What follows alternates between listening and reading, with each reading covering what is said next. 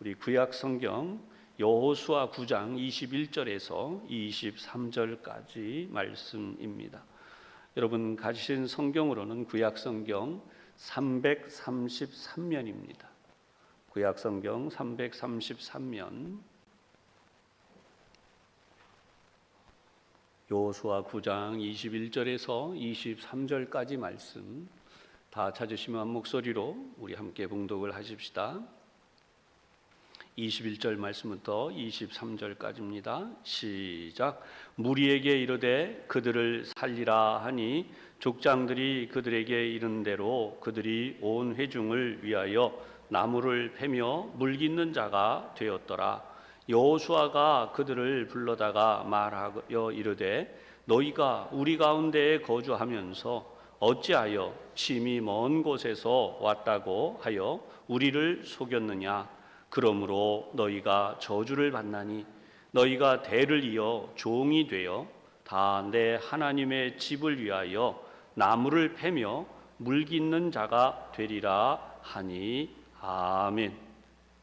우리 오늘도 나오신 교우들끼리 양쪽에 또 앞뒤에 있는 분들 또 우리가 가정에서 예배드리는 분들도 함께 축복하면서 인사하겠습니다. 오늘도 하나님 은혜가 충만하시기 바랍니다.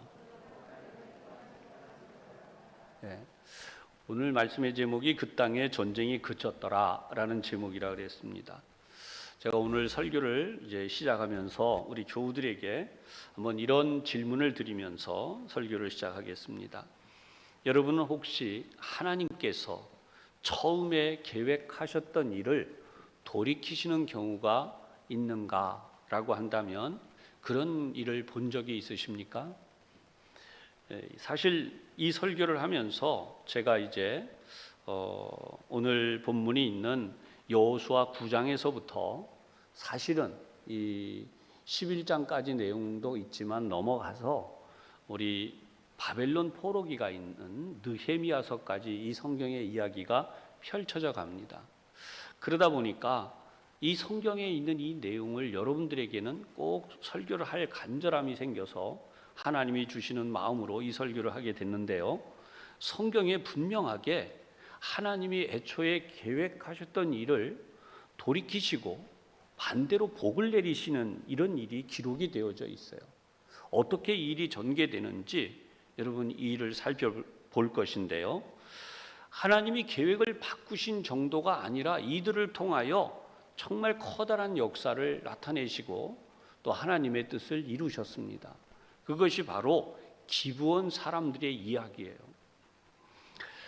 우리가 잘 아는 대로 모세가 이 세상을 떠난 그 다음 차기 지도자로 여호수아가 세워지게 됩니다. 여호수아는 얼마나 열심히 있는 사람인가, 또한 충성심이 얼마나 대단한가라고 하는 부분은 간단하게 엿볼 수 있는 부분이 있어요. 모세가 하나님의 언약을 받기 위해서 말씀을 받으러 산에 올라가서 하나님과 대면에 있는 동안 한 번도 여호수아는 그렇게 산에 올라간 모세를 기다리면서 쉰 적이 없습니다. 언제 모세가 내려올지 몰라서 산 아래에서 항상 대기하고 하루, 이틀, 3일. 근데 여러분 이날이 얼마나 갔냐면요. 무려 40일이 지나가게 돼요. 40일 밤낮을 쉬지 않고 산을 올려다보며 언제 이제 모세가 내려오나 그것을 지키고 있었던 그런 충성된 사람이었습니다. 이렇게 모세에게 배우고 또 모세의 마음을 알았기에 하나님의 마음을 잘 배우고 알 수 있을 뿐만 아니라 하나님 앞에 참으로 충성된 삶을 살도록 훈련이 잘 되어진 사람이었습니다. 그런 여호수아였다고 하는 모습을 보여준 것이 바로 전쟁 역사상 가장 이상한 전쟁을 하게 된 여리고 전투였다는 것입니다. 가나안 전쟁에 이 테이프를 끊었다라고 할 정도로 중요한 전쟁이었던 이 여리고 성 정복 작전은 그동안 수많은 전쟁들이 다른 어떤 성을 함락시키기 위해서 토성을 쌓기도 하고 또 망대를 건설해서 투석전을 벌이기도 하는 그러한 전투와는 달리 이 전투는 아침에 일찍이 일어나서 제사장들이 앞장서서 나팔을 불고 하나님의 언약궤를 메고 무장한 군인들은 조용히 그 뒤를 따르면서 성을 한 바퀴 도는 것이 전부였어요. 다른 작전이 없습니다. 첫째 날 이렇게 하는데 잘 생각해 보세요. 여러분, 이 기간은 굉장히 위험한 기간입니다. 하나님을 정말 의지하지 않으면 이스라엘 백성들이 이렇게 행할 수가 없어요. 여호수아는 그런 의미에서 이렇게 백성들을 충성되게 하나님의 말씀대로 행할 수 있도록 잘 지도한 지도자였다는 것이죠. 첫 바퀴를 도는 날 만약에 성벽 위에서 누군가 돌을 던지거나 화살을 한 발이라도 쏘면 그 중에 부상자가 나오고 죽을 수도 있어요. 그럼에도 불구하고 그러한 내색 전혀 하지 않고 제사장은 나팔을 불었고 하나님의 언약궤를 메고 그리고 그 뒤를 묵묵히 군사들이 무장한 채로 조용히 돌았다는 것이죠. 첫째 날이 아니라 둘째 날도 그렇게 했어요. 셋째 날도 그렇게 했습니다. 그런데 이런 흐름이요, 한 번에 끝난 게 아니라 무려 6일 동안을 그렇게 한 다음 7일이 되는 날에는 7바퀴를 돕니다. 성벽 위에서 내려다보고 있던 여리고의 군사들, 또 거기에 있는 장수들, 그 왕, 어떤 모습이었을까요? 아니 이게 도대체 무슨 일이냐라고 하면서 바라보고만 있었어요. 7바퀴를 다 돌았던 7째 날은요, 드디어 나팔을 불면서 그 성을 돌았던 이스라엘 군대, 이스라엘 사람들이 소리를 지릅니다. 이때 지른 소리가 어떤 소리였는지는 모르지만 그 사람의 목소리에 여리고 성이 무너져 내려요. 이것이 성경에 기록되어진 놀라운 여리고 성 정복 작전이었으며 하나님이 이 여리고 성을 정복하게 만드신 방법이었다는 것입니다. 일부 말도 안 되는 이야기를 하는 사람들이 있죠. 지극히 인본주의적인 사람들이 성이 너무 낡아서 사람의 목소리에도 무너져 내릴 정도였지 않느냐, 이제 이런 이야기를 합니다. 그런데 고고학자들의 연구에 의하면 여러분, 이 성은 현대 무기를 가지고도 쉽게 무너뜨릴 수 없는 성이라는 거예요. 이 성의 높이가 무려 3.4m나 되고요. 이 성은 외성이 아니라 이중 성벽으로 쌓여져 있는 거대한 성이었어요. 난공불락으로 불리우는, 그래서 한 번도 이 여리고 성은 침범당해 본 적이 없는 성이었다는 것이. 그런데 이 성이 화살 한 발 쏘지 않고 그저 묵묵히 성을 한 바퀴 돌았던 그런 날과 7째 날까지 그렇게 돌았던, 그리고 마지막 7째 날에 함성 소리에 의하여 무너져 내리는 역사가 일어났어요. 여러분, 이것이 바로 여호와의 전쟁, 하나님이 전쟁을 수행하신 방법이고, 이렇게 충실하게 잘 감당한 것이 바로 차세대 지도자였던 여호수아의 충성스러운 모습이었습니다. 그 다음에 이제 정복하게 된 성이 여러분 조그마한 성인데요, 이름조차도 아이성이에요.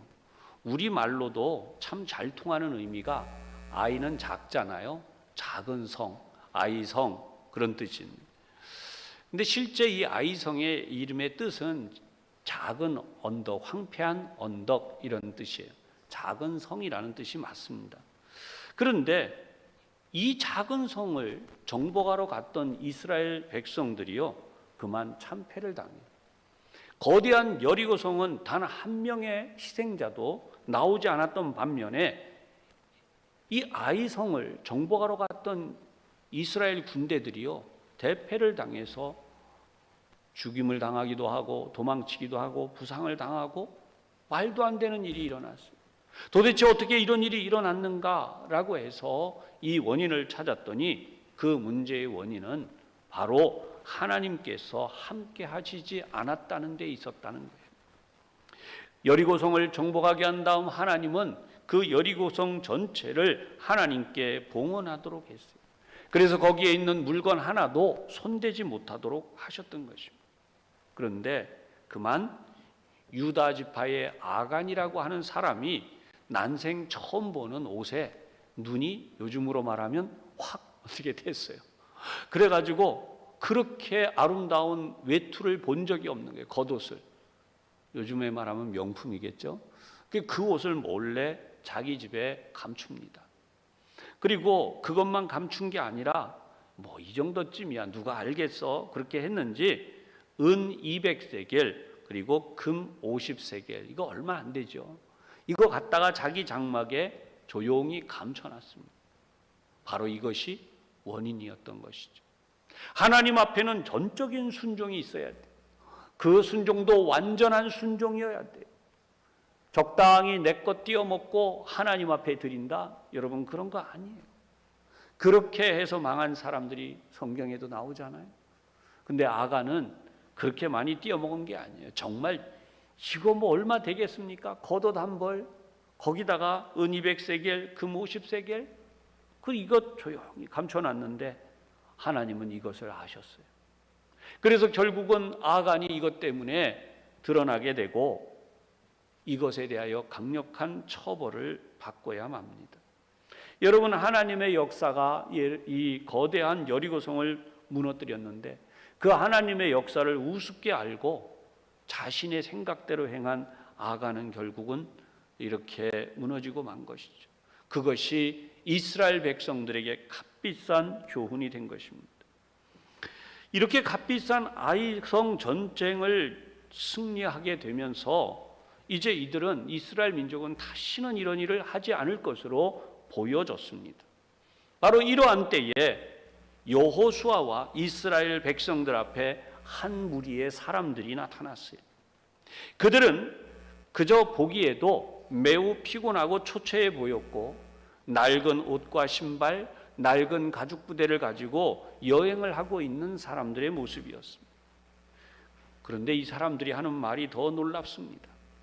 우리는 아주 먼 나라에서 왔습니다. 당신들의 명성을 듣고 당신들의 하나님이 하신 일들을 잘 알게 되었습니다. 그동안의 전쟁을 모두 이기고 당신들이 여기까지 왔는데 우리는 그런 당신들과 평화 조약을 맺고 싶어서 이렇게 먼 여행을 해온 사람들입니다. 여러분 얼마나 감동적인 말이에요. 그런데 더 감동적인 것은 이들이 제시하는 물품이에요. 한눈에 보기에도 힘들게 찾아온 곳으로 보여지는 이들의 모습은 처음에는 옷도 그 신발도 그리고 포도주를 넣었던 가죽 부대도 떡도 다 새 것이었다는 것이에요. 그런데 이렇게 오는 동안 낡을 대로 낡아졌고 옷도 낡아졌을 뿐만 아니라 신발도 다 낡아지고 음료를 담은 가죽 부대도 낡아져서 터지기 직전까지 왔다는 것입니다. 떡도 이렇게 오랜 여행에 굳어지고 곰팡이가 났다는 거예요. 여러분 한마디로 감동입니다. 이러한 모습을 본 이스라엘 사람들은 아이성의 교훈을 까맣게 잊어버렸습니다. 그리고 이제 각 지파의 지도자들조차도 감동해서 여기에 넘어갑니다. 그런데 여호수아마저도 이 부분에 대하여서 이들의 감동에 그냥 넘어가 버린 여러분 결국 이들의 정체도 알지 못한 채로 이들과 평화 조약을 맺었습니다. 그런데 3일 후 이들이 바로 이스라엘이 정복해야 할 민족이라는 것을 알았습니다. 그들의 성읍이 바로 3일 거리에 있었던 것입니다. 그들의 성읍은 기브온, 그비라, 부에롯, 기럇 여아림이라고 하는 곳이었어요. 이때서야 비로소 이들은 자신들이 잘못한 것을 알게 되었습니다. 백성들은 하나님께 묻지 않은 것을 깨닫게 되었습니다. 그러나 이스라엘 백성들은 자신들이 함께 했으면서도 이러한 일에 대하여 책임은 지도자들에게 따지기 시작하고 그 조약을 맺은 지도자들에게 불만을 터뜨렸습니다. 그러나 지도자들은 이스라엘 백성들에게 이미 평화 조약을 맺고 보호해 주기로 했으니 그들을 살려 주어야 한다라고 하였습니다.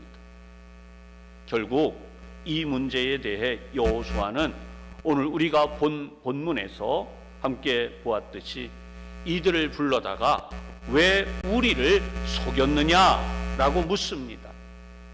사실상 이 부분도 지도자들도 물론이지만 여호수아도 책임이 있지 않습니까? 그러니 다시 신중하게 하나님께 여쭈어야 하지 않을까요? 앞에서는 이들이 찾아온 모습에 한껏 감동해서 그저 이렇게 하나님의 계명을 어기고 잘못하게 되었지만 이제라도 하나님 앞에 잘못을 회개하면서 그들이 성급하게 맺었던 평화 조약을 뉘우치면서 이제 이것을 좀 뭐라 그래야 되나요? 돌이킬 기회를 가지고 이렇게 진행해야 하지 않을까요? 오늘 성경을 보면 이스라엘 민족이 여리고와 아이성을 무너뜨렸다는 소식을 오늘 우리가 함께 봉독했던 9장 1절에서 2절의 내용 속에 나오고 있습니다. 여러분 1절을 제가 잠깐 정리를 해보겠습니다. 요단강 서쪽의 낮은 산과 평원지대, 지중해 연안에서 레바논에 이르는 곳에 사는 헷사람, 아모리 사람, 가나안 사람, 브리스 사람, 히위 사람, 여부수 사람들의 왕들이요 이 여리고와 아이성을 함락했다는 소식을 듣고 이제 2절을 보면 여호수아와 이스라엘에 맞서서 싸우기로 뜻을 모았다고 합니다. 그런데 더 희한한 생각이 있어요. 그게 뭐냐? 나중에 들으니까 바로 이 기브온 사람들이 이스라엘 민족에게 항복한 것에 대하여서 굉장히 불쾌해져서 이들이 먼저 이스라엘을 막는 방비보다는 바로 이 기브온 사람들을 응징하기로 했어요. 이것 때문에 다급해진 기브온 사람들이 와서 이스라엘 사람들에게 자신을 구해달라고 했습니다. 근데 여러분 여기서 우리가 한번 생각해 보십시다. 원래 계획은 기브온 거민들은 살려둘 계획이 없었던 사람들이에요. 더구나 이 사람들이 속임수를 써서 이렇게 마음을 현혹했기 때문에 그들의 이야기를 그만 취해버려서 자신들을 알아주는 그런 것 때문에 기브온 사신들의 이 나쁜 연기죠. 이 연기 때문에 그만 깜빡 넘어갔잖아요. 옳다구나, 이제라도 이것을 바로잡을 기회다 라고 하면서 여러분 기브온 사람들이 자기들을 살려달라고 할 때에 들은 척도 하지 않는 오히려 좋은 방법이 하나님께로부터 왔구나, 그리고 내버려 두는 거예요. 자기들끼리 싸워서 자기들 민족의 손에 죽고 말아라 라고 하고 놔두는 거죠. 오히려 그게 더 옳은 방법 아니겠습니까? 잘못도 바로잡을 수 있는 기회이니까 그냥 내버려 두면 자기들끼리 싸워요. 기브온 사람들이 다 죽은 뒤에 그 전쟁이 오히려 또 기브온 사람들이 살아남으려고 자기 동족하고 얼마나 힘을 다해 싸우겠어요. 이 싸움이 끝난 뒤에 가나안 족속들을 치면 전쟁도 훨씬 더 수월하지 않겠습니까? 그런데 이 전쟁을 그렇게 하지 아니하고 어떻게 했는가? 이번에도 하나님께 또 묻는 일은 하지 않죠. 하나님께는 어떻게 하느냐? 이왕 이 싸움이 이렇게 됐으니까 하나님 이 싸움을 어떻게 할까요? 라고 하는 쪽으로 나가요. 이 사람들, 이 기브온 속인 사람들을 어떻게 하는 게 아니라 우리가 하나님 앞에서 약속을 했으니 이 민족을 살려줘야 된다. 이 약속을 무효화하지 않는 것이 여호수아의 판단이었어요.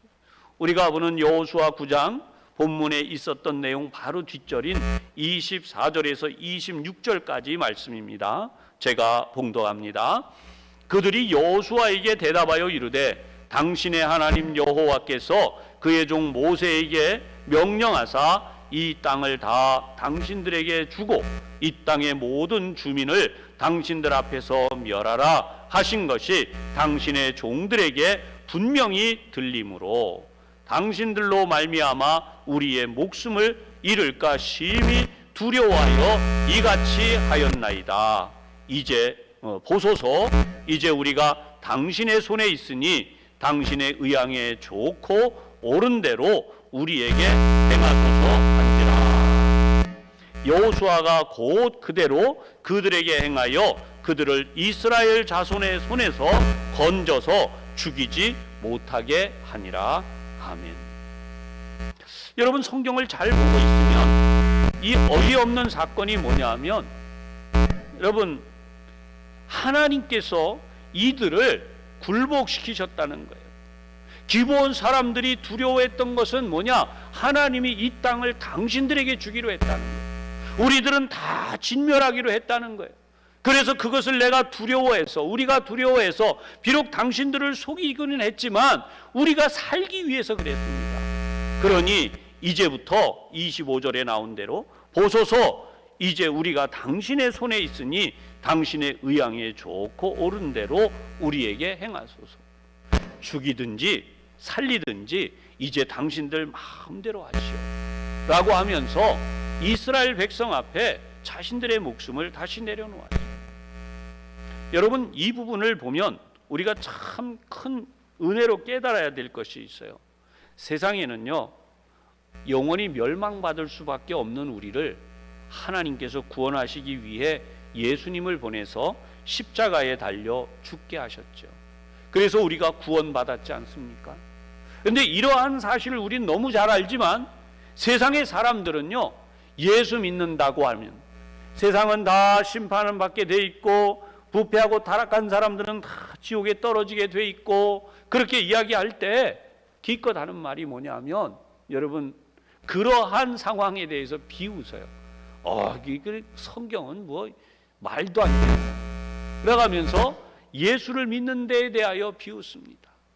우리의 힘으로, 우리의 노력으로 얼마든지 살고 정복하고 다스리고 우리 개척하고 그렇게 사는 거지, 무슨 말도 안 되는 이야기들을 합니다. 여러분, 그런데 진짜는 뭘 알아야 돼요? 우리 모두가 다 지옥에 떨어질 정도로 죄인된 자, 악한 원수 사단의 손에 잡혀서 우리가 그렇게 죽어가고 있다는 것입니다. 그런 우리를 하나님이 살리셨으니 이제 우리가 어떠한 모양으로 이 세상을 살아야 되겠습니까? 하나님의 뜻대로 우리가 살아야 되지 않아요? 그 말씀이 바로 이 내용이에요. 우리가 당신의 손에 있으니 당신의 의향에 좋고 옳은 대로 우리에게 행하소서. 그때 여러분, 여호수아가 어떻게 해요?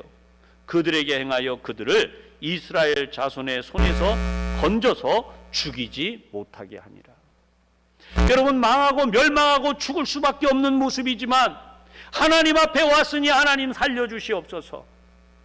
하나님, 우리가 이렇게 죽이든지 살리든지 우리를 당신들의 옳은 대로 하라고 하는 것처럼 우리는 그렇게 멸망할 수밖에 없으니 하나님 살려주세요 했더니 하나님이 어떻게 하셨는가?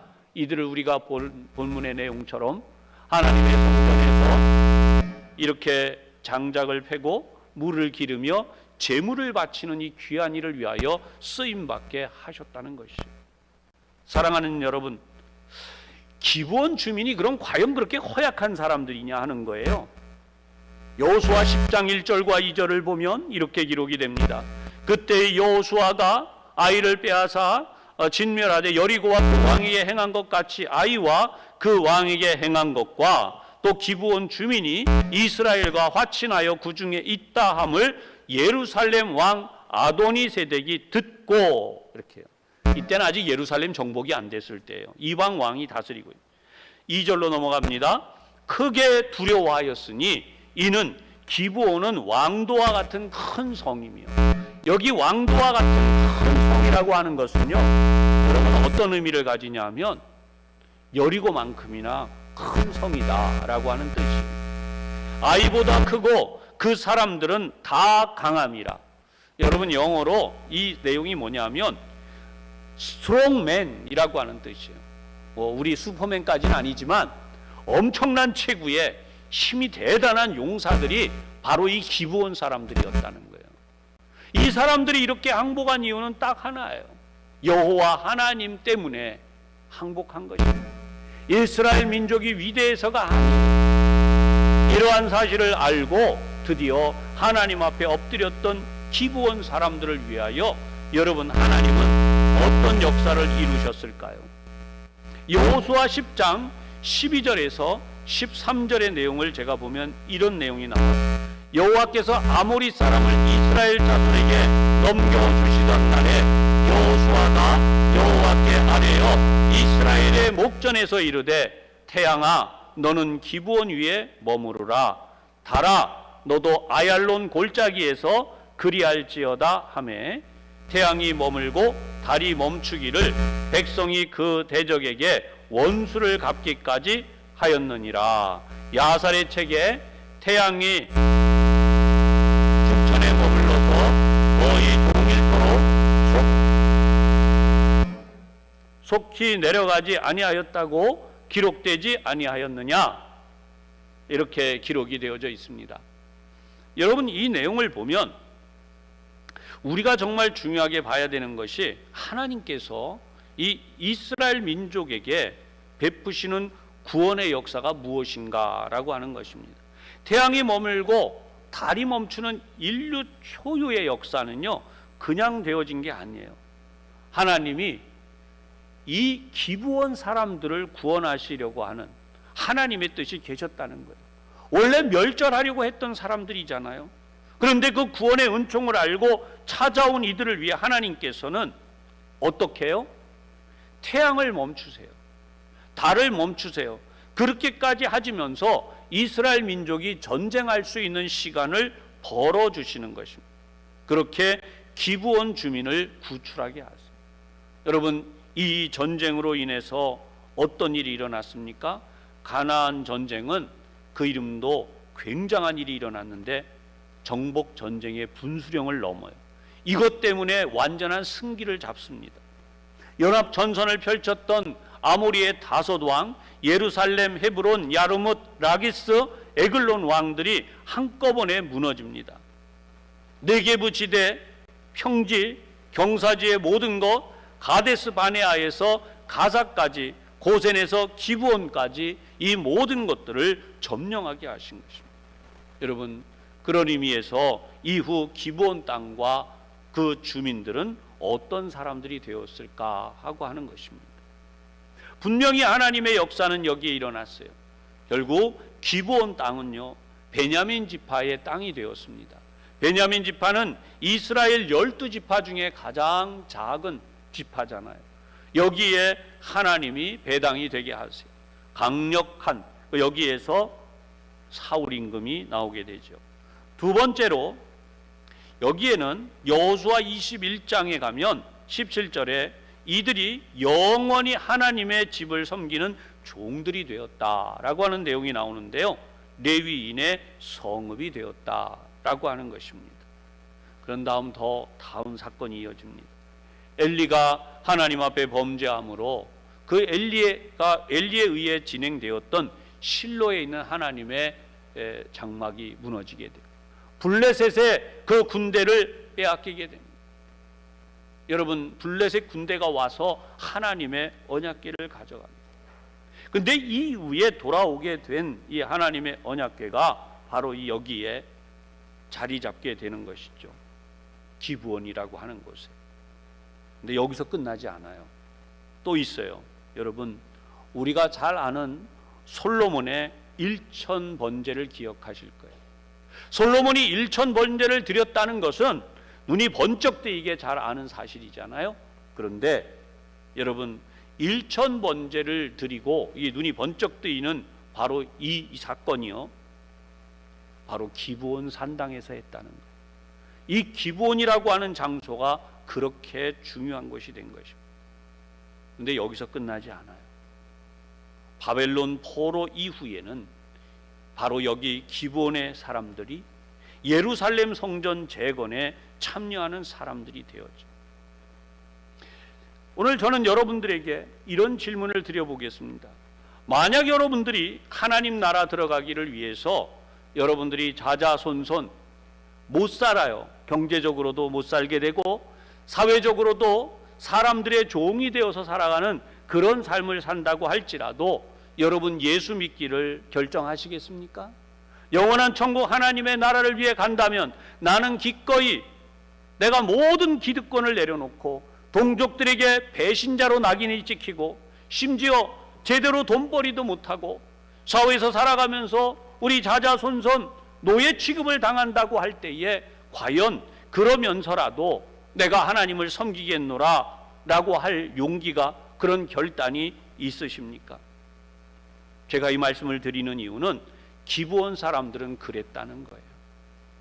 그래서 그들은 하나님의 전에서 자자손손 장작을 패고 물깃는 사람으로 살아가는 한이 있어도 구원의 길, 하나님이 주신 그 구원의 길에 참여하기를 위하여 그들은 이 믿음에 결단을 했다는 것입니다. 여러분, 이 기브온 사람들이 결단한 과정을 보십시오. 여호와 하나님의 명성을 듣고 이들은 기꺼이 자신들의 나라, 자신들의 기득권 모든 걸 다 내려놓고 종으로 살기라도 좋다고 그들은 이렇게 결단하게 된 것입니다. 반대로 세상의 사람들은 죽음이 아니면 자유를 달라고 하면서 말도 안 되는 일들을 벌입니다. 여러분, 그것은 영생에 대한 가치를 모르기 때문이에요. 예수님이 하신 유명한 말씀이 있습니다. 도마가 예수님에 대하여 확인하고자 했습니다. 그러자 예수님께서 하신 말씀은 너는 본고로 믿느냐? 보지 않고도 믿는 자들은 복되다 라고 말씀하셨어요. 이들은 그런 의미에서 보지 않고 믿은 사람들입니다. 기브온 사람들은 평생 성전의 노예로 만족했어요. 여호수아와 이 조약을 맺은 후 그들은 평등 조약이 아닙니다. 동맹국이 아닙니다. 종으로서의 조약을 맺었고 그들은 그의 자자손손 종으로 하나님의 전에서 물을 길었고 장작을 팼어요. 여러분, 레위인들을 섬겼고 드디어 제사장들을 위하여 끊임없이 그들은 일하여 10분의 1뿐 아니라 그 이상이 되는 모든 것을 바치며 섬겨 받들었던 것이죠. 시편 84편 10절에 있는 말씀입니다. 주의 궁정에서 한 날이 다른 곳에서 첫날보다 나은즉 악인의 장막에 거함보다 내 하나님의 문지기로 있는 것이 좋다는 이 고백이 바로 이들의 고백이 아닌가라고 하는 것이죠. 세상의 그 어떤 부귀 영화보다도 하나님의 그늘 아래 거하는 것을 가장 중요하게 여겼다는 것이죠. 이제 이들의 모습을 끝으로 한 번 더 지켜보십시다. 성경에는 느디님 사람들이라는 표현이 느헤미야서에 나와요. 여러분, 여기 느디님이라고 하는 의미는 바쳐진 사람들이라고 하는 뜻이, 하나님께 바쳐졌다. 이들은 바벨론 포로 70년 동안 언제 이 예루살렘이, 하나님의 성전이 재건될 것인가를 기다리면서 거기에 머물러 살았던 그런 사람들이, 이들은 심지어 레위인들을 데려다가 하나님의 성전을 섬기는 일을 위하여 섬기기도 했어요.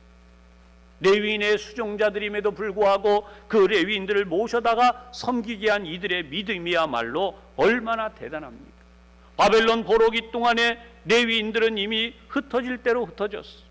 그러나 이 느디님 사람들이 70년을 기다리며 이렇게 귀한 믿음의 삶을 다시 세워갔던 것이고, 느헤미야 3장 26절을 보면 그때의 느디님 사람은 오벨에 거주하여 동쪽 수문과 마주대한 곳에서부터 내민 망대까지 이르렀느니라. 이 사람들이 여기에 거주했던 이유는 성전 재건을 놓고 떠날 수가 없었어요. 하나님과 약속했던 것들을, 비록 바벨론 포로로 끌려간 그들을 바라보며 안타까운 마음으로 있었지만 황폐해진 예루살렘에서 그들은 삶의 터전이 무너지고 살기 어려웠던 곳에서도 포기하지 아니하고 이곳에 거주했던 것입니다. 심지어 이들이 돌아왔습니다. 느헤미야 10장 28절에서 39절까지 내용을 보면 이 느디님 사람들이 앞장서서 하나님의 율법대로 하나님을 섬기겠다고 결단하는 모습을 보여줍니다. 그들에게 있었던 이방인들과 결혼했던 그런 모든 것들에 대하여 다시 철저히 율법대로 살아가고 하나님의 성전을 위하여 11조와 그 외의 귀한 예물들을 드리며 제사장들과 레위인들을 섬기고 그렇게 성전을 재건해가고, 오늘 느헤미야서에 나온 말씀처럼 그들은 성벽을 스스로 재건하기까지 한 것입니다. 사랑하는 여러분, 낮은 자리에서도, 종의 자리에서도 신앙을 잃지 않고 하나님과의 약속을 지켜온 이들의 모습은 지금 어디에 있는지 알 수 없지만 어쩌면 지금 이스라엘 민족들 가운데 이 사람들이 분명히 있을 것이라고 보아집니다. 이들이 후에 엄청난 어떤 지위를 누렸다는 내용은 성경에 전혀 없지만 하나님께서는 분명 이 사람들에게 예비하신 복이 있을 것입니다. 그들은 단지 물깃는 자요, 나무를 패고 온갖 잡일들을 하면서 그들의 일생을 보내야 했고 그의 후대들이 살아가야 했기에 미래가 있다고 할 수 없지만 진짜 미래는 하나님의 그 은혜를 바라본 이들이야말로 오늘날 우리보다도 더 큰 믿음을 가진 사람들이 아니겠습니까? 사랑하는 여러분, 우리 한번 생각해 보십시다. 여러분들은 어떠십니까? 우리의 자녀들이 정말 잘 되고 또 성공하고, 그래서 이런 일들을 위해 하나님 복을 주십시오, 그래서 매달려서 살아가는데, 하나님 정말 우리들이 자녀들이 잘 되는 거 원하지 않습니다. 비록 노예처럼 살고 천하게 살고 그래도 하나님을 잘 섬겨서 구원받는 것을 원합니다. 그러니 하나님 그 길을 열어주십시오, 이렇게 기도하실 수 있겠습니까? 진짜 믿음은 그런 의미에서 우리는 이 세상의 것과 하나님을 바꿔놓지 않았나 하는 반성을 해보아야 한다는 것이요. 진정 하나님의 것을 바라보며 우리의 모든 것을 내려놓고 사는 이 삶, 가나안 땅은 우상 숭배와 온갖 죄악들로 더러워져 있었습니다. 간음하는 땅이었습니다. 그것이 문화였어요. 근친상간, 그것이 문화였습니다. 심지어 짐승과 성행위를 하는 수간이 평범한 문화 혜택이었어요. 우상 숭배로 파멸되어지고 세상의 짐승보다도 추하고 악한 자들로 살아가는 사탄의 역사로 가득한 땅, 하나님은 그 죄악의 역사를 끊어내고 사탄의 역사를 몰아내고 그 땅을 해방하시는 것이 하나님의 뜻이었다는 것이요. 그런데 이런 사실을 아무것도 모르는 인본주의자들은 사막의 잡신 여호와라고 하는 신이 멀쩡히 잘 사는 사람들을 침략하게 만들어서 그들을 쫓아냈다. 지금도 기독교는 그 아류다, 그러면서 이 기독교를 박해하고 핍박하는 것입니다. 사랑하는 여러분, 거룩한 이 하나님의 역사를 수행하는 그 종을 도우시는 하나님, 여호수아 10장 21절에 이렇게 말씀해요. 혀를 놀려 이스라엘 자손을 대적하는 자가 없었더라. 아멘.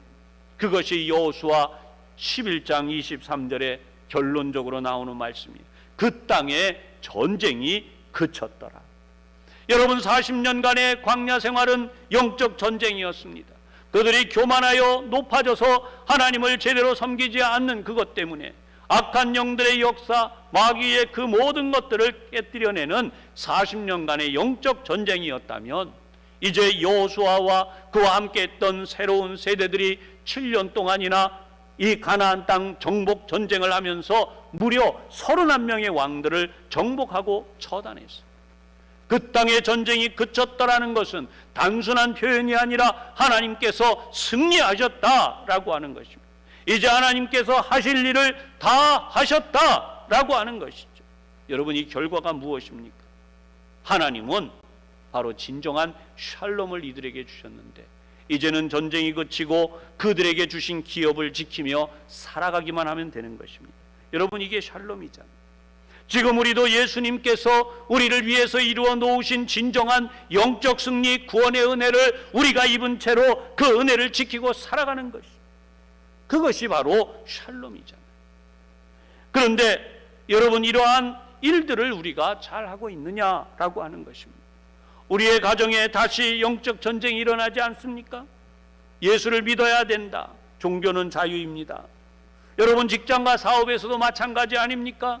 예수 믿는 사람들이 우선권을 가지게 되었고, 예수 믿는 사람들을 부러워하게 되었고, 그런 데서 예수 믿는 사람들을 우습게 여기던 이런 시대로 다시 가고 있지 않습니까? 우리에게 예수 믿는 사람들이 많아졌던 과거에 교회 가는 사람을 보면 나도 좀 교회를 같이 가자고 그렇게 했던 이들이 있었던 시대, 여러분, 이제는 교회 간다 그러면 입술을 비찍이고 때로는 당신들이나 잘하라 라고 할 정도로 비웃음을 사는 나라가 되고 말았잖아요.